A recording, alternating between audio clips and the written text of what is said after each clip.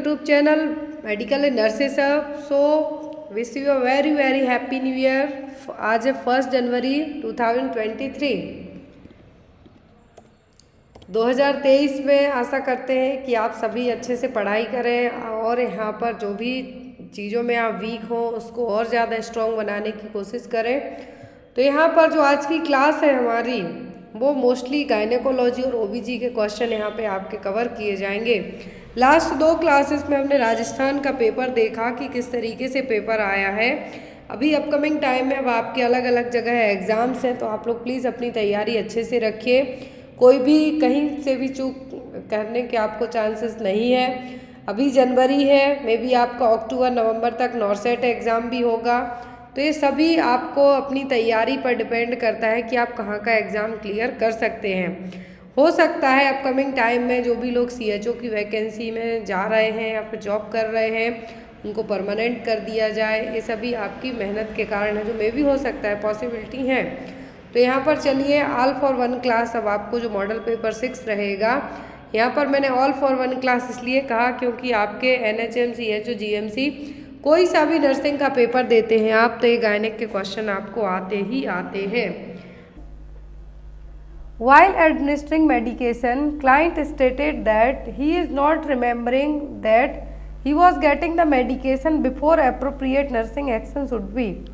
तो यहाँ पर एक पेशेंट को आपको मेडिकेशन देना है, टाइम हो गया उसके मेडिकेशन का, तो क्या कह रहा है कि उसको याद नहीं है कि उसको पहले मेडिसिन दी गई या नहीं। तो एज अ नर्स आप मेडिकेशन एडमिनिस्टर करने के पहले क्या करेंगे? Administer the medication, record clients statement, verify the medication order again या फिर इन्फॉर्म द डॉक्टर।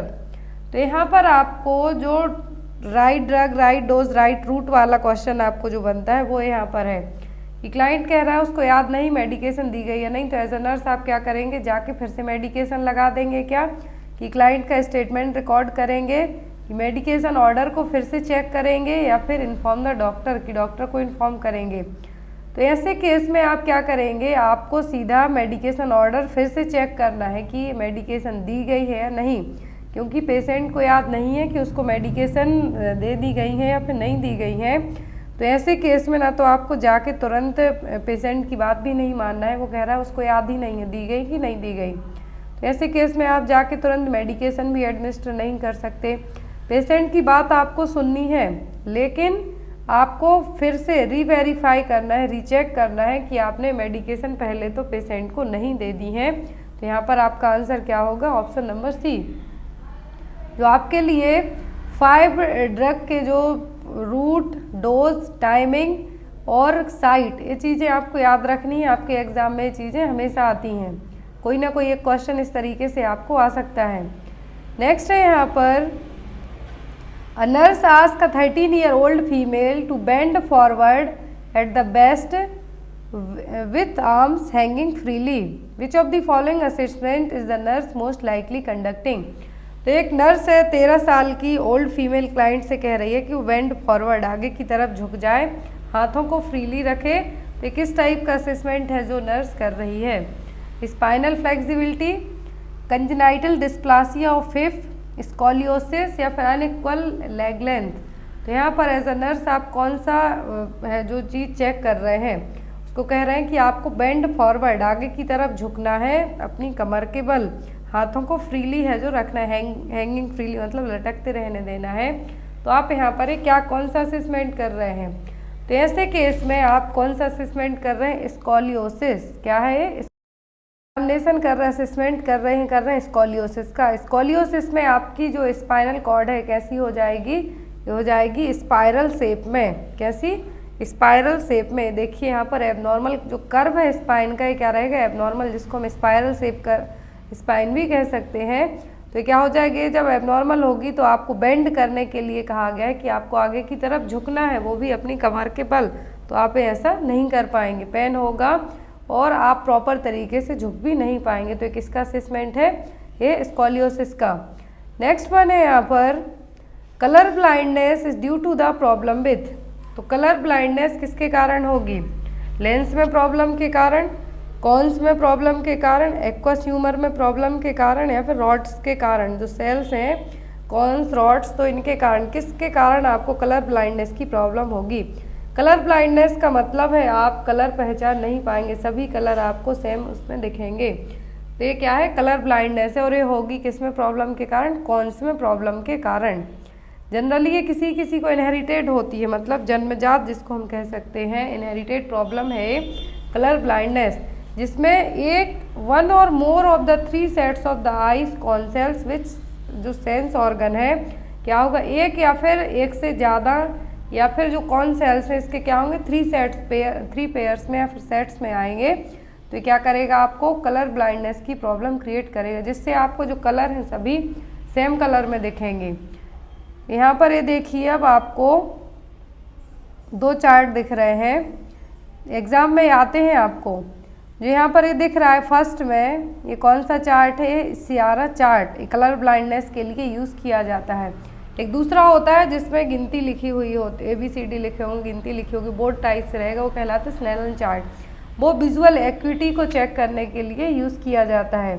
ये कलर ब्लाइंडनेस के लिए यूज़ किया जाता है। एग्जाम में चार्ट आई थिंक एम्स में आया है, इमेज बेस्ड क्वेश्चन आया है। तो क्या है? सियारा चार्ट, और ये कलर ब्लाइंडनेस के लिए यूज़ किया जाता है। और कलर ब्लाइंडनेस के लिए जो सेल्स, जिन सेल्स में प्रॉब्लम होती है वो कौन सी हुए? कॉन्स।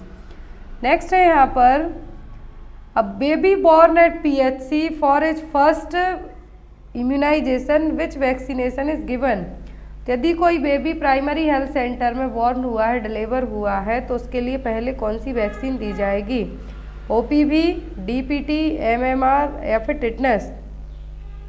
तो जो बेबी PSC में हुआ हो, CSC में हुआ हो या फिर सब सेंटर में हुआ हो, तो at the time of birth 3 vaccine दी जाती हैं, OPV, BCG and hepatitis B। तो यहाँ पर जो अकॉर्डिंग टू ऑप्शन के हम जाएंगे वो क्या होगा? OPV।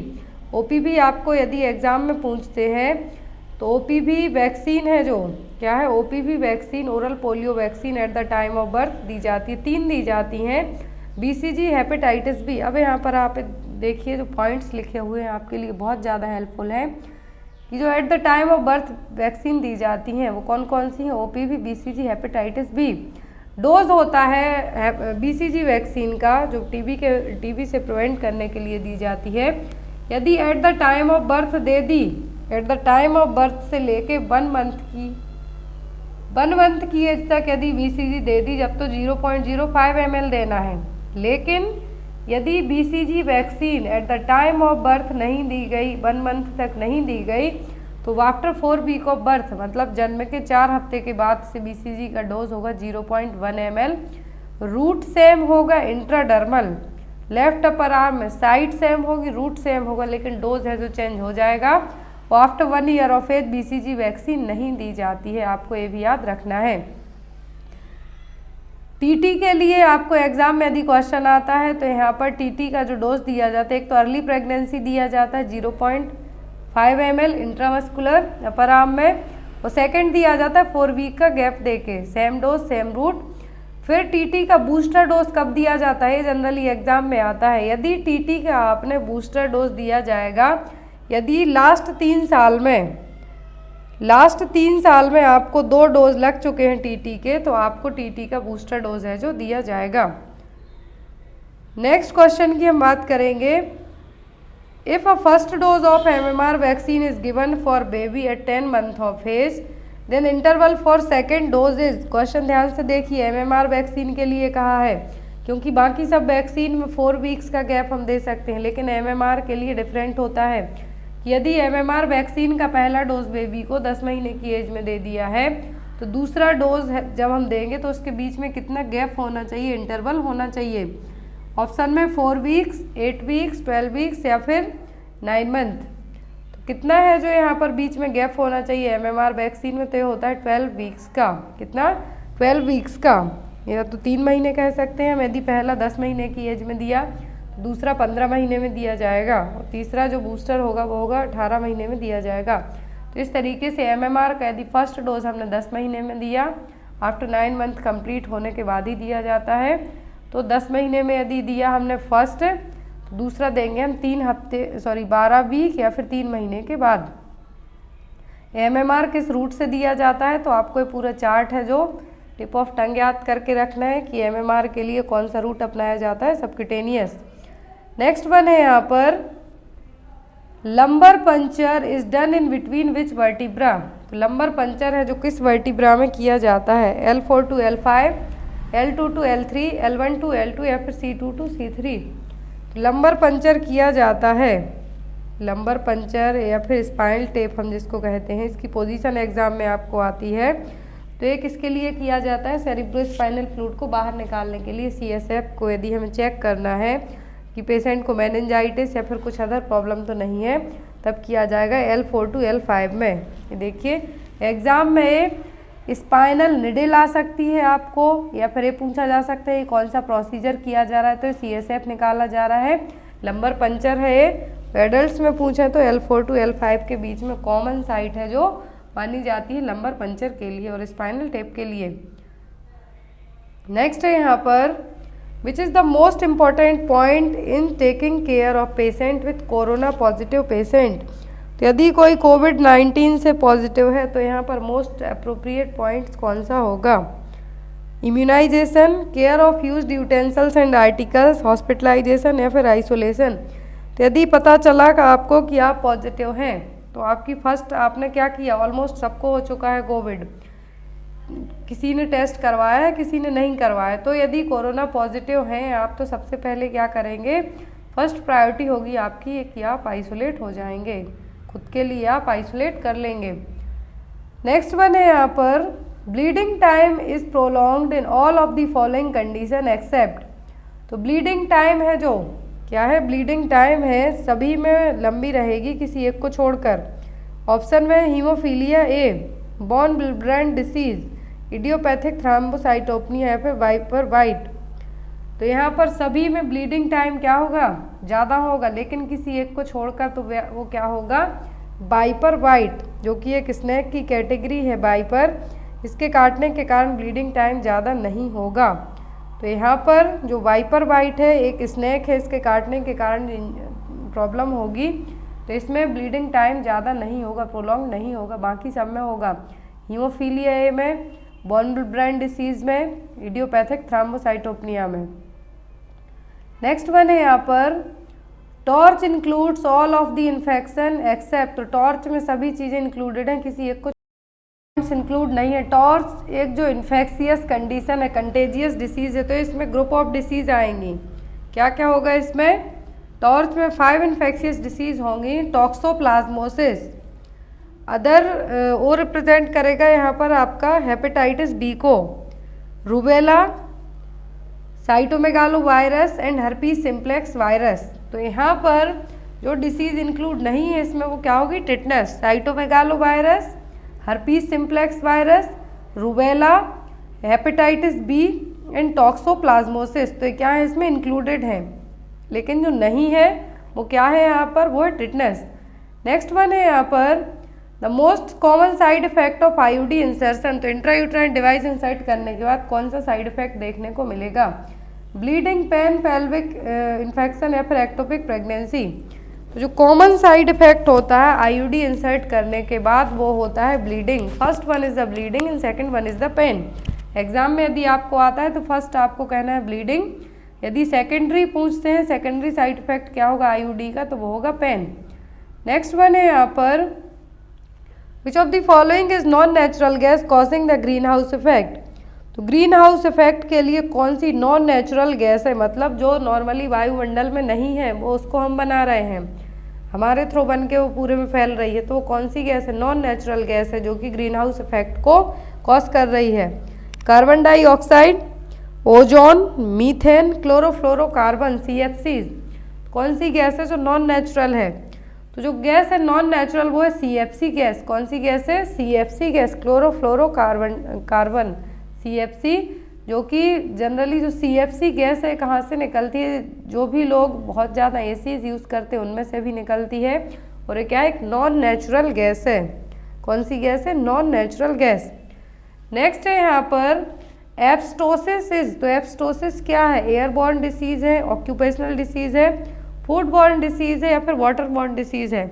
तो ये एब्स्टोसिस क्या है, एक ऑक्यूपेशनल डिसीज़ है, किसके कारण है जो किसके कारण होने वाली डिसीज है, ऑक्यूपेशनल डिसीज है।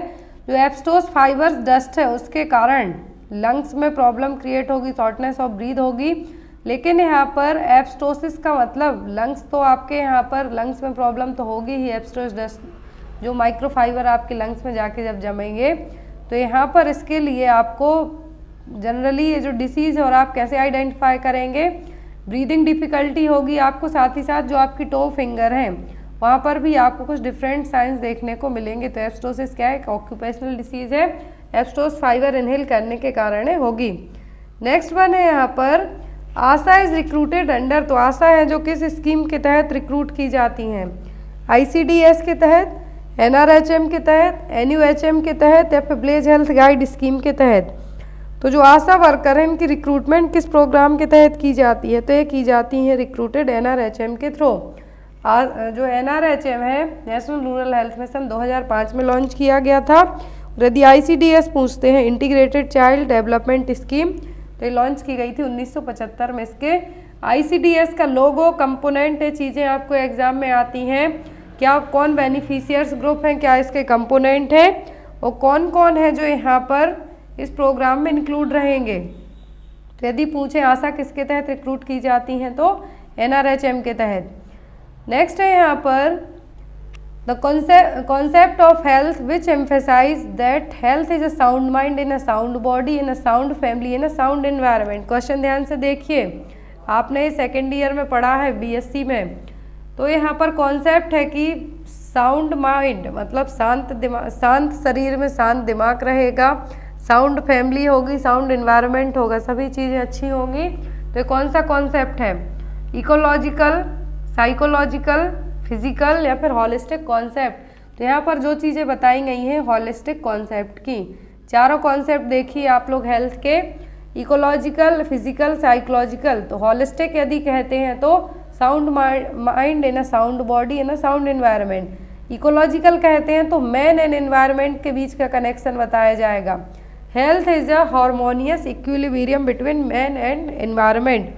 इको का मतलब होगा यहाँ पर एनवायरनमेंट रिलेट करेगा, तो इकोलॉजिकल में मैन और एनवायरनमेंट के बीच में, ह्यूमन बीइंग और एनवायरनमेंट के बीच में जो प्रॉपर कनेक्शन है, इक्वेशन है, वो प्रेजेंट की जाएगी।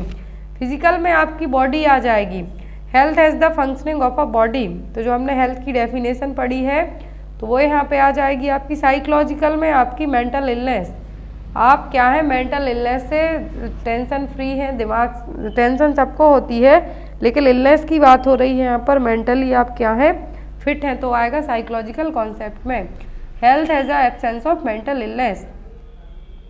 नेक्स्ट वन है यहाँ पर the principle of primary health care includes all except. तो प्राइमरी हेल्थ केयर 1978 में अल्मा-अटा डिक्लेरेशन के तहत इसको लाया गया था। तो प्राइमरी हेल्थ केयर के सभी प्रिंसिपल हैं किसी एक को छोड़कर, equitable distribution, coverage and accessibility, community participation या फिर अप्रोप्रिएट एंड कंटिन्यूटी। तो यहाँ पर प्रिंसिपल सब हैं प्राइमरी हेल्थ केयर के किसी एक को छोड़कर, तो वो अप्रोप्रिएट एंड कंटिन्यूटी। अब प्रिंसिपल कौन कौन से हैं इसके, तो टोटल 8 एलिमेंट्स 8 हैं, प्रिंसिपल यहाँ पर टोटल 5 हैं। तो एलिमेंट्स कौन कौन से हैं यहाँ पर 8 हैं टोटल, आपको एग्जाम में आ सकते हैं। तो 8 प्रिंसिपल में कौन कौन से हैं, education, water and sanitation, nutrition, maternal and child health, immunization, prevention of endemic disease, treatment and drugs availability. तो प्राइमरी हेल्थ केयर के एलिमेंट्स हैं। अल्मा-अटा डिक्लेरेशन के तहत इसको लाया गया था 1978 में। कब लाया गया था, 1978 में। फिर यहाँ पर हेल्थ फॉर ऑल बाय 2000 में इसको एक्सेप्ट किया गया था। तो यहाँ पर आपको एलिमेंट्स प्राइमरी हेल्थ केयर के, प्रिंसिपल्स, एलिमेंट्स दोनों अलग अलग हैं। तो एलिमेंट्स और कंपोनेंट जिसको हम कहेंगे, प्रिंसिपल लॉन्च कब हुआ और डेफिनेशन है, आपको हमेशा एग्जाम में 1 या 2 क्वेश्चन आते हैं। प्रिंसिपल यहाँ पर ये रहे, equitable distribution, community participation, intercostal coordination, appropriate technology. Next one है यहाँ पर in the intranatal time period all are includes in the 5 CS of except. तो इंटरनेटल टाइम ऑफ पीरियड में 5 C यूज़ किए जाते हैं। क्लीन, 5 C's मतलब होता है क्लीन। तो यहाँ पर किसी एक को छोड़कर, मैंने भी बताया था कि बच्चों में जो टिटनेस है उसको प्रिवेंट करने के लिए क्या है, बच्चों में टिटनेस को प्रिवेंट करने के लिए 5 C's अपनाए जाते हैं लेबर टाइम पर, लेबर रूम में WHO के अकॉर्डिंग वो सभी है। तो यहाँ पर ऑप्शन में clean cord stump, clean the surface, clean handle या फिर क्लीन द हॉस्पिटल। तो जो इंक्लूडेड नहीं वो है क्लीन द हॉस्पिटल। 5 C's होते हैं कॉर्ड कटिंग के लिए और इंटरनेटल केयर के लिए, clean surface, clean hand, clean cord tight, clean cord stump. तो क्या हो जाएंगे 5 C's हो जाएंगे, लेकिन जो नहीं है यहाँ पर वो क्या है clean the hospital. Next one is the time period between infection and detection of antibody against HIV is known as. तो ऐसा टाइम पीरियड जिसमें आपने इन्फेक्शन के लिए क्या किया है, आपकी बॉडी में इन्फेक्शियस एजेंट एंटर हो गया है, आपका टेस्ट करवाया गया तो एंटीबॉडी डिटेक्ट हो गई कि आप HIV पॉजिटिव हैं। तो ये टाइम पीरियड क्या कहलाएगा, acute infection, active HIV, chronic infection या फिर विंडो पीरियड। तो ऐसा टाइम पीरियड आपकी बॉडी में इन्फेक्शन एंटर है, आपकी बॉडी का जब आपका टेस्ट करवाया गया तो आप क्या निकलते हैं, पॉजिटिव निकल आते हैं उस एंटीबॉडी के अगेंस्ट। तो ये क्या कहलाएगा, ये कहलाएगा विंडो पीरियड। क्या कहलाएगा, विंडो पीरियड। और ये किसका है, HIV का। नेक्स्ट वन है यहाँ पर infant mortality rate is number of infant death पर। तो इन्फेंट मोर्टेलिटी रेट में कितने इन्फेंट्स की डेथ होगी, 1000 टोटल बर्थ पर, 1000 लाइव बर्थ पर, 1000 प्रेगनेंसी पर, 1000 death of baby in 2 year. तो यहाँ पर 1 ईयर में काउंट किया जाएगा लाइव बर्थ पर। तो यहाँ पर ये देखिए infant mortality rate is the number of death to children under 1 year of age per 1000 live birth in the same year. तो यहाँ पर 1 साल से कम एज, मतलब कि 1 ईयर से कम एज के बच्चों की, अंडर 1 ईयर ऑफ एज के बच्चों की पर 1000 लाइव बर्थ पर 1 साल में डेथ होना क्या कहलाएगा, इन्फेंट मोर्टेलिटी रेट। इसका इन्फेंट मोर्टेलिटी रेट है जो हर एक स्टेट की अलग अलग होती है, जो कि एग्जाम में आती है। सबसे ज़्यादा किसकी है, मध्य प्रदेश की।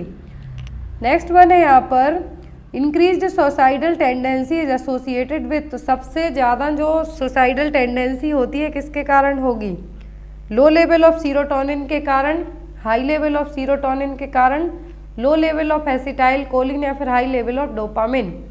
तो सुसाइडल टेंडेंसी होती है जनरली डिप्रेशन के क्लाइंट में, जो लोग क्या होते हैं, डिप्रेस्ड होते हैं। आपने कभी नहीं सुना होगा कि मैनिया के पेशेंट ने सुसाइड किया है। हाँ, उससे धोखे से वो कहीं से एक्सीडेंटल भले गिर जाए, लेकिन वो सुसाइड कभी नहीं करेंगे। लेकिन जो डिप्रेशन के क्लाइंट होते हैं इनमें सुसाइडल टेंडेंसी ज़्यादा होती है। और डिप्रेशन का रीज़न क्या होता है, सीरोटोनिन का लेवल कम होना। तो वही यहाँ पर भी होगा कि increase suicidal tendency due to low level of serotonin. Serotonin का लेवल आपके ब्रेन में यदि कम हो रहा है, सीरोटोनिन क्या है, न्यूरो ट्रांसमीटर है जो कि क्या करेगा, यदि इसका लेवल कम होता है केमिकल का, सीरोटोनिन का, तो आपको क्या होगा, डिप्रेशन। डिप्रेशन होता है तो सुसाइडल टेंडेंसी, सुसाइड करने के चांसेस ज़्यादा बढ़ जाते हैं। नेक्स्ट वन है यहाँ पर विच of the following nursing intervention is most appropriate in prevention of pressure सोर। तो प्रेशर सोर, डेक्यूबिटस अल्सर के लिए प्रिवेंट करने के लिए एज अ नर्स आप सबसे अच्छा काम क्या करेंगे, provide frequent bath to patient, maintaining a patient to moist skin to moist, frequent turning and reappropriating of the patient, frequent small feeding. तो आपके लिए यदि कोई क्लाइंट है जिसको डेक्यूबिटस अल्सर या फिर प्रेशर सोर डेवलप हो रहा है, तो आप सबसे बेस्ट तरीका क्या अपनाएंगे उसको प्रिवेंट करने के लिए। तो डेक्यूबिटस अल्सर और प्रेशर सोर को प्रिवेंट करने के लिए जो होता कि इनको है, long term bed ridden patient होते हैं तो उनके लिए होने के चांसेस ज़्यादा होते हैं। तो हमें क्या करना है, जिस चीज़ से हो रहा है उसको चेंज करना है। तो लोग लॉन्ग टाइम तक लेटे हैं उन्हीं को होगा। तो ऐसे केस में हमें क्या करना है, बार बार पोजीशन को चेंज करते रहना है, जिससे ब्लड सप्लाई है जो वहाँ पर भी होती रहे। प्रेशर सोर में क्या होगा, ब्लड सप्लाई होना स्टॉप हो जाती है, इस्चीमिया होगा जिसके कारण। तो यहाँ पर हमें क्या करना है कि उस चीज़ को ही प्रिवेंट करना है जिससे ना हो पाए। तो यदि आपने देखा होगा कि जो लोग लॉन्ग टाइम तक लेटे रहेंगे उनको होगा, ना कि जो लोग घूमते फिरते हैं उनको प्रेशर सोर कभी नहीं होगा। तो ऐसे केस में हमें क्या करना है, पोजीशन को बार बार चेंज करते रहना है। नेक्स्ट वन है यहाँ पर a child is experiencing a nose bleed, how will you control it. तो नोज ब्लीड और एपिस्टैक्सिस, यदि किसी बच्चे की नाक से खून बह रहा है, नोज ब्लीडिंग हो रही है, जिसको हम एपिस्टैक्सिस कहते हैं मेडिकल टर्मिनोलॉजी में, तो आप उसको कंट्रोल कैसे करेंगे? ऑप्शन है यहाँ पर make the child sit down, lean forward and pinch the soft part of the nose, make the child lie down and pinch the top of the nose, make the child sit down, lean backward and pinch the soft of nose, make the child lie down and pinch the soft part of the nose. तो ऐसे case में आपको क्या करना है? यदि बच्चे की नाक से ब्लड आ रहा है तो ऐसे केस में आपको बच्चे को कहना है कि आप रिलैक्स होकर बैठो एंड लीन फॉरवर्ड, आगे की तरफ झुको और आपको जो सॉफ्ट पार्ट है नाक का उसको पिंच करके रखना है। तो यहाँ पर आप क्या करेंगे? इससे नोज ब्लीडिंग को कंट्रोल कर सकते हैं। नेक्स्ट वन है यहाँ पर a primigravida mother delivered a male baby, the newborn has visible secretion after the birth, a nurse had to suction the newborn in which of the following method. तो easy question है, primigravida mother हो या multigravida हो, baby deliver हुआ है, secretion visualise हो रहा है आपको, तो आप सबसे पहले सक्शनिंग कहाँ से करेंगे? Nose first followed by mouth, mouth first followed by nose, या फिर माउथ ओनली या फिर नोज ओनली। तो ऐसे केस में आप सक्शनिंग कहाँ से करेंगे? तो ऐसे केस में आप सक्शनिंग करेंगे सबसे पहले कहाँ से? माउथ से, देन आफ्टर नोज से। ऐसा क्यों? क्योंकि जो सीक्रेशन हो रहा है बेबी क्या कर लेगा? बेबी एस्पिरेट करने के चांसेस ज़्यादा हो जाएंगे। तो ऐसे केस में आपको सक्शनिंग कहाँ से करनी है? पहले माउथ से, देन आफ्टर नोज से। अनकॉन्शियस क्लाइंट में भी आपको यही करना है कि पहले यदि सक्शनिंग का कहते हैं, सक्शनिंग आपको पहले माउथ से करनी है, देन आफ्टर नोज से। किसी में भी यदि आपको इस तरीके से पूछें, बेबी में पूछें तो mouth first then after the nose. क्यों? एस्पिरेशन को प्रिवेंट करना है इसलिए। नेक्स्ट वन है यहाँ पर to perform nasopharyngeal airway suctioning for a conscious patient with a functional gag, the nurse should place the patient head in which of the following position. यदि आपको किसी कॉन्शियस पेशेंट में नैरोफेरेंजियल एयरवे सक्शनिंग करनी है तो यहाँ पर आप पेशेंट के हेड को किस पोजीशन में रखेंगे? Chin flexed to chest, face towards right shoulder, face toward left shoulder, या फिर नेक हाइपर एक्सटेंडेड। तो यदि आपको नैरोफेरेंजियल सक्शनिंग करनी है, एयरवे सक्शनिंग करनी है, कॉन्शियस है पेशेंट, तब आप क्या करेंगे? नेक को हाइपर एक्सटेंडेड वे में रखना है जिससे आप सक्शनिंग को प्रॉपर कर सकें, क्योंकि गैस यहाँ पर क्या है? गॉज रिफ्लेक्स प्रेजेंट है, इसीलिए हमें पेशेंट को क्या करना है? नेक को हाइपर एक्सटेंडेड रखना है। नेक्स्ट वन है यहाँ पर while administering enema patient should be placed in. तो यदि आप किसी पेशेंट को एनीमा दे रहे हैं तो पेशेंट को किस पोजीशन में रखेंगे? सिम्स, सुपाइन, मिड फॉलोअर्स, या फिर नीचेस्ट पोजीशन में। तो यदि किसी पेशेंट को आप एनीमा दे रहे हैं तो आप उसको कौन सी पोजीशन में रखेंगे? सिम्स पोजीशन में। देखिए यहाँ पर, जिसको हम लेफ्ट लेटरल पोजीशन भी कह सकते हैं, और सिम्स पोजीशन, जिससे हम पेशेंट को क्या दे सकते हैं? एनीमा। नेक्स्ट है यहाँ पर क्वेश्चन आइडेंटिफाई दिस इंस्ट्रूमेंट। तो यहाँ पर एक इमेज दिख रही है आपको, ये कौन सा इंस्ट्रूमेंट है? Artery forceps, alias forceps, green Armitage, या फिर बेबॉक्स फोर्सेप्स। एग्जाम में आपको नॉर्सेट में एटलीस्ट 20% क्वेश्चन इमेज बेस्ड आते हैं। तो यहाँ पर एक कौन सा इंस्ट्रूमेंट है? तो ये है यहाँ पर ग्रीन आर्मिटेज। क्या है? Green Armitage. यहाँ पर ये देखिए हुक, यहाँ पर आपको कुछ डिजाइन देखने को मिल रही है, इसीलिए इनको आर्मिटेज कहा गया है। तो क्या है? Green Armitage. और इसका यूज़ क्या होता है? सिजेरियन सेक्शन में हिस्टेरेक्टोमी को क्लोज करने के पहले जो यूट्राइन एज है उसको होल्ड करने के लिए इसको यूज़ किया जाता है। अदर हैं जो यहाँ पर एलाइस फोर्सेप्स, एराइस के स्मॉल हुक है। बेबॉक्स फोर्सेप्स में देखिए यहाँ पर कर्व शेप हुक देखने को मिल रहे हैं। आर्टरी फोर्सेप्स सिंपली रहेगा। Next one is identify this instrument. तो यहाँ पर एक जो प्रोसीजर चल रहा है, कौन सा प्रोसीजर इस मशीन के थ्रू हो रहा है? डायलिसिस मशीन है, मैकेनिकल वेंटिलेटर है, पोर्टेबल वेंटिलेटर, या फिर इन्फेंट इंक्यूबेटर है। तो यहाँ पर जो इमेज दिख रही है क्या है? ये है मैकेनिकल वेंटिलेटर। फर्स्ट क्वेश्चन है जो आप गायनेक से भी मान सकते हो, CHO से भी मान सकते हैं, आपको क्वेश्चन क्लियर होना चाहिए। क्वेश्चन है यहाँ पर हुनर्स टेस्ट इज यूज्ड फॉर। तो जो हुनर्स टेस्ट है किसके लिए किया जाता है? ऑप्शन में है यहाँ पर to assess the respiratory maturity of a newborn, second option है to assess the respiratory distress of newborn, third one is to check the ABO incompatibility reaction between mother and newborn, last है यहाँ पर to determine the number, motility and activity of sperm. तो यहाँ पर जो ratio और या फिर जो होनर टेस्ट है किसके लिए किया जाएगा, तो एबीओ इनकम्पैटिबिलिटी रिएक्शन यदि बच्चे में चेक करना है कि जो यहाँ पर है तो होनर टेस्ट इसके लिए नहीं होगा, क्योंकि बहुत सारे लोगों को जो डाउट होता है इस क्वेश्चन को लेके स्पेशली। तो जो होनर टेस्ट है किसके लिए किया जाता है, स्पर्म की मोटिलिटी, एक्टिविटी और नंबर को चेक करने के लिए, जिसको हम post coital test, post coital test नाम सबने सुना है, लेकिन हुनर टेस्ट में आपको कन्फ्यूजन होती है। तो सिम्स हुनर थे जिन्होंने इसकी खोज की थी, उन्हीं के नाम पर इनका नाम पड़ा था टेस्ट का, हुनर्स टेस्ट। लेकिन आपको इसका दूसरा नाम याद रखना जो आपको इजीली याद रहेगा, वो पोस्ट क्वाइटल टेस्ट, जो कि इसमें इवालुएशन किया जाएगा, चेक किया जाएगा कि स्पर्म की मोटिलिटी कितने एक्टिव हैं, कितने नंबर हैं, वो आप चेक कर सकते हैं। तो यहाँ पर ये टेस्ट कैसे होगा। नेक्स्ट क्वेश्चन है यहाँ पर, if HIV positive mother wants to breast feed her baby, what is the most appropriate response from the nurse. तो यदि कोई मदर क्या है HIV पॉजिटिव है, वो अपने बेबी को, बच्चे को ब्रेस्ट फीडिंग करवाना चाहती है, तो as a nurse, as a CHO और एज अ MLHP ANM आप क्या रिस्पॉन्स करेंगे पेशेंट को, अप्रोप्रिएट रिस्पॉन्स आपका क्या होगा। ऑप्शन में है यहाँ पर, encourage breast feeding to facilitate the bonding, encourage breastfeeding because it's healthier for baby, encourage breastfeeding so that she can get rest and get healthy, discourage the mother for breastfeeding। तो यदि mother HIV positive है, वो अपने बच्चे को breast feed करवाना चाहती है, तो आप क्या रिस्पॉन्स देंगे।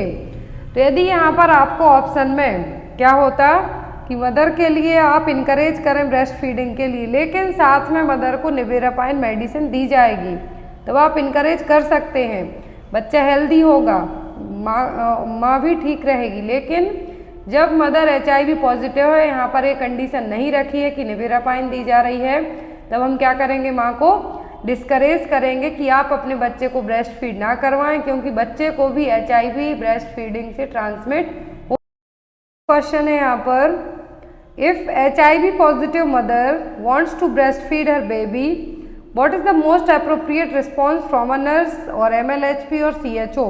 यदि कोई माँ अपने बच्चे को ब्रेस्ट फीड करवाना चाहती है, तो एज अ नर्स आप क्या रिस्पॉन्स देंगे पेशेंट के लिए, माँ के लिए क्या चीज़ समझाएंगे कि आप अपने बच्चे को क्या करें, ब्रेस्ट फीड करवाएं कि नहीं करवाएं। तो ऑप्शन में है यहाँ पर, encourage breast feeding to facilitate the bonding, encourage breast feeding because it's healthier for baby, encourage breast feeding so that she can get rest and get healthy, last one is discourage the mother for breast feeding.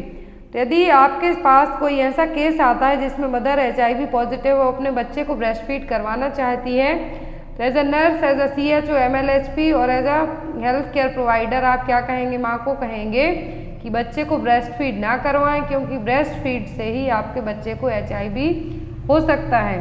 तो ऐसे case में आपको क्या करना है, discourage करना है। लेकिन यदि यहाँ पर यही चीज़ होती कि मदर HIV पॉजिटिव है, ब्रेस्ट फीड करवाना चाहती है, लेकिन साथ में निवेरापाइन उसको दी जा रही है, तो वो ब्रेस्ट फीड करवा सकती थी, तब वो सेफ होता बच्चे के लिए।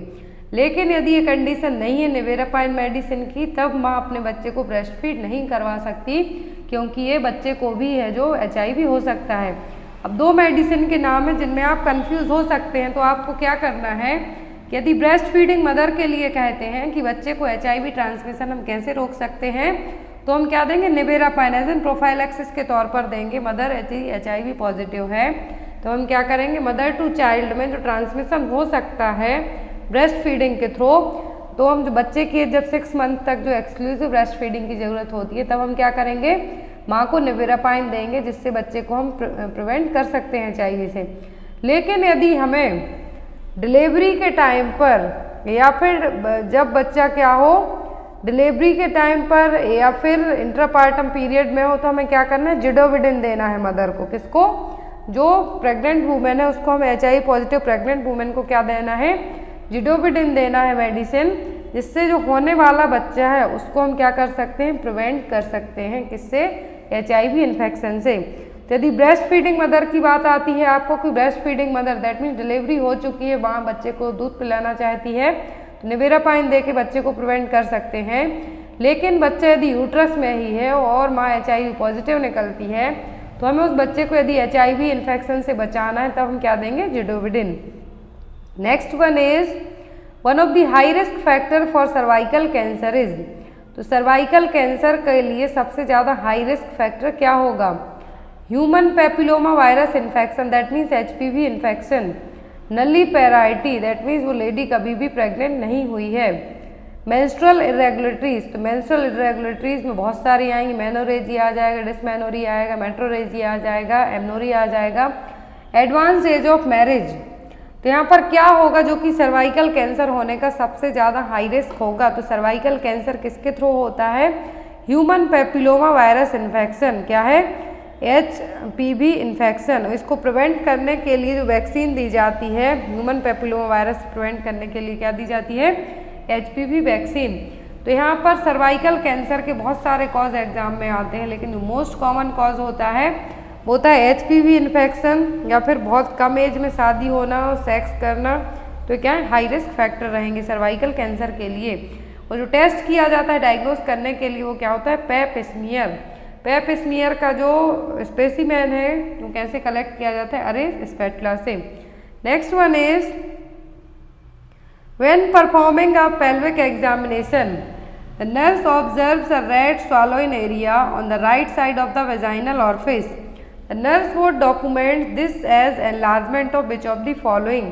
तो यदि कोई नर्स जब पेल्विक एग्जामिनेशन करती है तो उसको वेजाइनल ऑरिफिस के राइट साइड में एक स्वैलोइन फूला हुआ जो एरिया है पाल्पेट होगा, फील होगा, तो उसके लिए क्या डॉक्यूमेंट करेगी कि एनलार्जमेंट क्या है, स्किनीज ग्लैंड है, बर्थोलिन्स ग्लैंड है, क्लाइटोरिस है, या फिर पैरायूरेथ्रल ग्लैंड है। तो क्या है जो यहाँ पर नर्स एक ऑब्जर्व करती है, तो क्या है जो कि एक स्वैलोइन एरिया उसको चेक किया उसने वेजाइनल ऑरिफिस के राइट साइड में, तो ये क्या है, ये है यहाँ पर बर्थोलिन ग्लैंड, क्या है जो कि वेजाइनल ओपनिंग के दोनों साइडें प्रेजेंट रहेगी। ये देखिए ये रही बर्थोलिन ग्लैंड। और सिस्ट कब होगी, तो यहाँ पर बर्थोलिन ग्लैंड क्या करती है, वेजाइना को लुब्रिकेट करेगी। तो यहाँ पर आई होप आपको क्वेश्चन समझ में आ गया हो कि रेड स्वैलोइन जो एरिया यहाँ पे दिख रहा है तो ये क्या है, बर्थोलिन ग्लैंड है। एग्जाम में आता है कि बर्थोलिन ग्लैंड कहाँ पर होती है, तो वेजाइनल ओपनिंग के दोनों साइड, एक एक साइड जो है जो ग्लैंड रहेगी। अब यदि यहाँ पर बर्थोलिन ग्लैंड है, इसका काम क्या है, एक फ्लूइड सीक्रेट करेगी, क्या करेगी, एक फ्लूइड रिलीज करेगी, सीक्रेट करेगी, जो कि वेजाइना को लुब्रिकेट करने का काम करेगा। लेकिन जब यही फ्लूइड जो बर्थोलिन ग्लैंड फ्लूइड को क्या कर रही है, सीक्रेट कर रही है, तो जो बर्थोलिन ग्लैंड के यहाँ पर एक डक्ट होगी, क्या होगी, ये डक्ट है, एक ग्लैंड हो गई, ये डक्ट जो छोटी छोटी दिख रही है क्या करेंगी, फ्लूइड को रिलीज करेंगी वेजाइना में। लेकिन जब इनमें कुछ ऑब्स्ट्रक्शन हो जाएगा तो ये क्या करेंगी, फ्लूइड क्या होगा, बैक होगा, जो कि वापस बर्थोलिन ग्लैंड में आएगा। तो जब ये ग्लैंड में आएगा तो एक केस का फॉर्मेशन करेगा, सिस्ट का। एग्जाम में आपको आता है कि बर्थोलिन सिस्ट क्या है, तो जो बर्थोलिन ग्लैंड जो फ्लूइड को सीक्रेट करती हैं, यदि वही बर्थोलिन डक्ट के यहाँ पर जो रिलीज करेगी वेजाइना में डक्ट इस फ्लूइड को, वहाँ ऑब्स्ट्रक्शन आ जाता है, तो जो फ्लूइड क्या होगा, बैक ऑफ होगा, जो कि वापस से बर्थोलिन ग्लैंड में जाएगा और वहाँ पर सिस्ट का फॉर्मेशन करेगा। आई होप आपको ये चीज़ समझ में आ गई हो। अब आता है यहाँ पर स्कैनी और पैरायूरेथ्रल ग्लैंड। तो स्कैनी ग्लैंड और पैरायूरेथ्रल ये सेम नाम है, जो कि फीमेल यूरेथ्रा के यहाँ पर क्या करती हैं, सेक्सुअल एक्टिविटी के टाइम पर जो यूरेथ्रल ऑरिफिस है यहाँ पर क्या रहेंगी, ग्लैंड रहेंगी, जिसको पैरायूरेथ्रल ग्लैंड या फिर स्किनीज ग्लैंड के नाम से जानते हैं। तो ये क्या करेंगी, फीमेल यूरेथ्रा के यहाँ पर क्या करेंगी, म्यूकस का डिस्चार्ज करेंगी सेक्सुअल एक्टिविटी के टाइम पर। तो यहाँ पर इनका काम क्या है, म्यूकस रिलीज करना। ये किसके होमोलॉगस होंगी, प्रोस्टेट ग्लैंड के। प्रोस्टेट ग्लैंड क्या है, मेल में पाई जाती है, जो कि कॉपर्स ग्लैंड है एक तरीके से। कॉपर्स ग्लैंड कहाँ पर रहेगी, प्रोस्टेट ग्लैंड के इंफीरियर पार्ट में। तो जो काम यहाँ पर पैरायूरेथ्रल ग्लैंड करती हैं वही काम कॉपर्स ग्लैंड करेंगी, जो कि प्रोस्टेट ग्लैंड के पास में प्रेजेंट ऊपर इंफीरियर साइड में प्रेजेंट रहेंगी। तो यदि होमोलॉगस पूछे स्किनी ग्लैंड और पैरायूरेथ्रल का, तो क्या है, Cowper's gland. Next one is gestational diabetes increase risk for the following except. तो जेस्टेशनल डायबिटीज से सभी कुछ होने के खतरे हैं, रिस्क हैं, किसी एक को छोड़कर। तो जेस्टेशनल डायबिटीज़ का मतलब क्या है, प्रेगनेंसी में होने वाली डायबिटीज़ की कंडीशन, तो उसमें सब चीज़ें होंगी किसी एक को छोड़कर। Congenital anomalies small for date babies small for date fetus, macrosomia, prematurity and still birth. तो जेस्टेशनल डायबिटीज़ प्रेगनेंसी में डायबिटीज़ की कंडीशन है, कंजेनाइटल एनोमली होगा, macrosomia that means large size baby होगा, प्रीमेच्योर और स्टिल बर्थ भी हो सकता है। प्रीमेच्योरिटी का मतलब है बिफोर 37 वीक के पहले डिलीवर हो सकता है, स्टिल बर्थ का मतलब है कि यूट्रस में ही फीटस डेथ हो सकता है। लेकिन बेबी स्मॉल फॉर डेट कभी भी नहीं होगा यदि जेस्टेशनल डायबिटीज़ है। कंजेनाइटल एनोमलीज होगा, मैक्रोसोमिया मोस्ट कॉमन होता है मदर में, बच्चे इवन 4 kg से भी ज़्यादा वेट के तक हो जाते हैं डिलीवर, और प्रीमेच्योर होने के चांसेस भी रहेंगे, स्टिल बर्थ भी होगा, लेकिन स्मॉल फॉर डेट फीटस है जो कभी भी नहीं होगा। स्मॉल फॉर डेट फीटस का मतलब है यहाँ पर 37 वीक कंप्लीट हो गए हैं जो ईडीडी दी है, लेकिन उस टाइम पर भी बच्चा छोटा सा डिलीवर हो तो ये क्या होगा, small for date fetus gestational diabetes में कभी भी नहीं होगा। Next one is the nurse is assigned to a patient who has a bacterial pneumonia and is under droplet precaution, which personal protective equipment will he or she wear to deliver the meal tray? Most important question है, थोड़ा tricky question है, exam में आता है।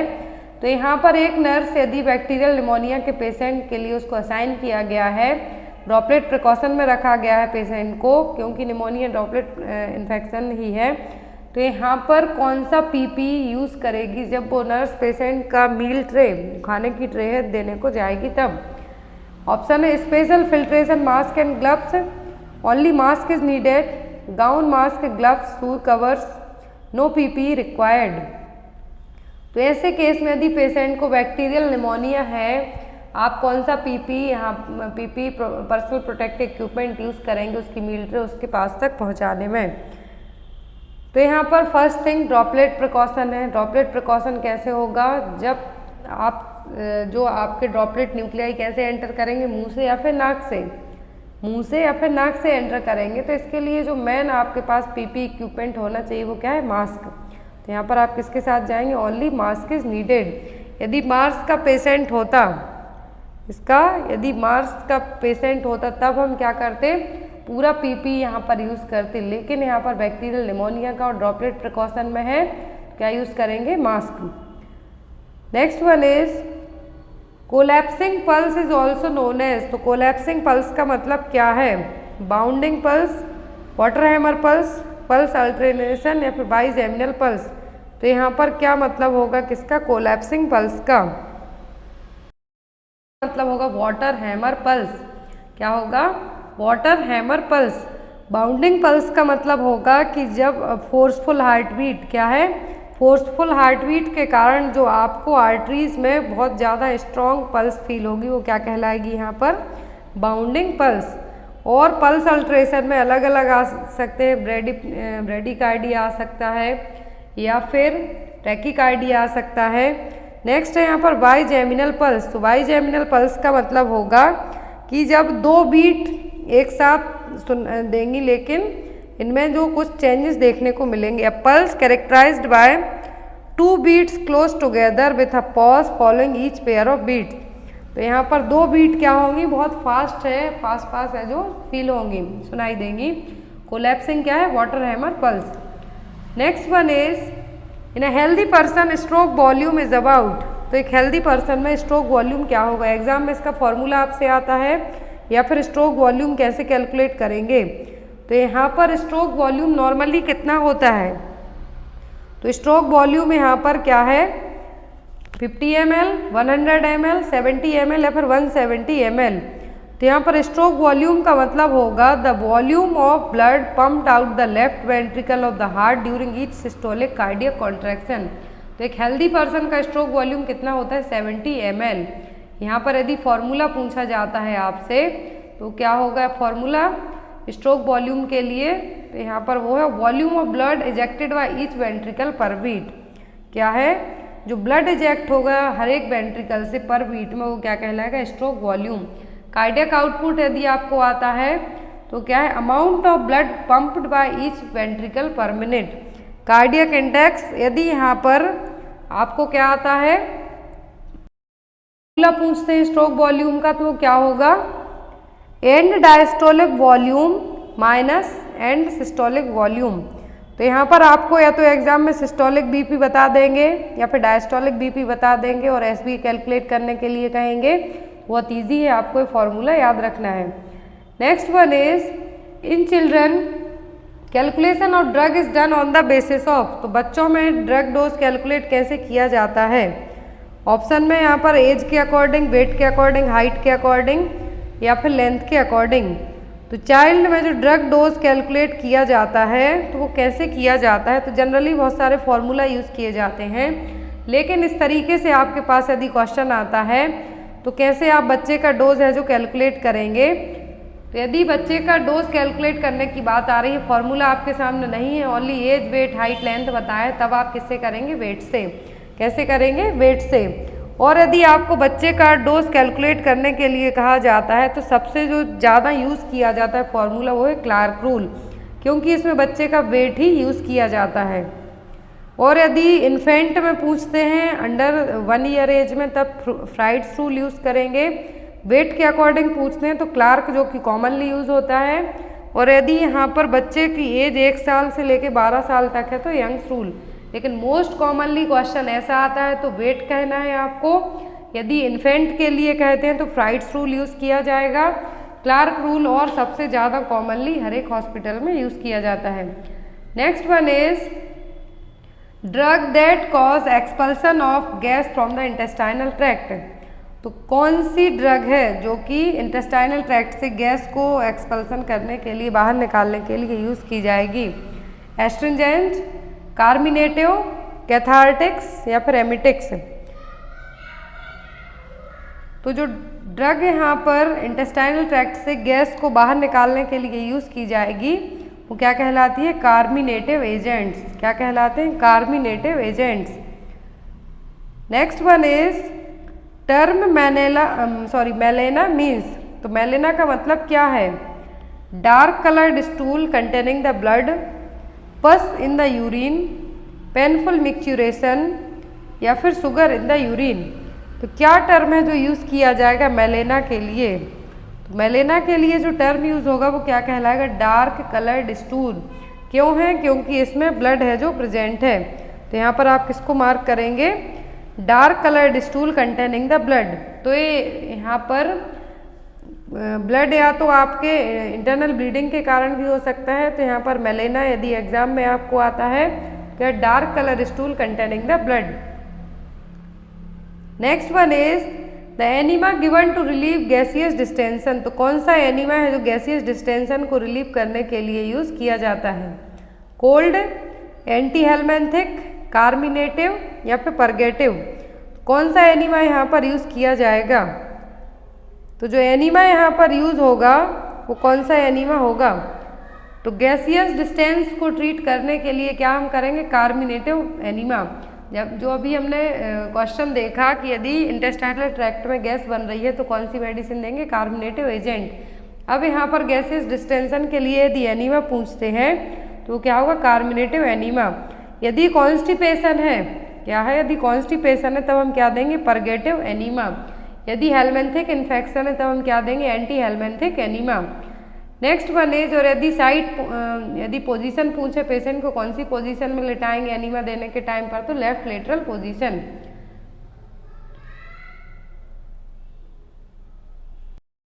Next है यहाँ पर involuntary passing of urine is known as.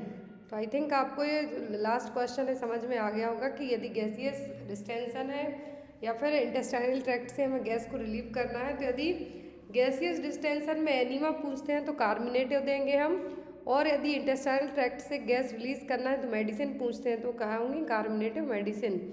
Next question है यहाँ पर involuntary passing of urine is known as. तो इनवॉलेंट्री पासिंग ऑफ यूरिन के लिए क्या कहेंगे? दैट मीन्स जिस पर कंट्रोल ना हो।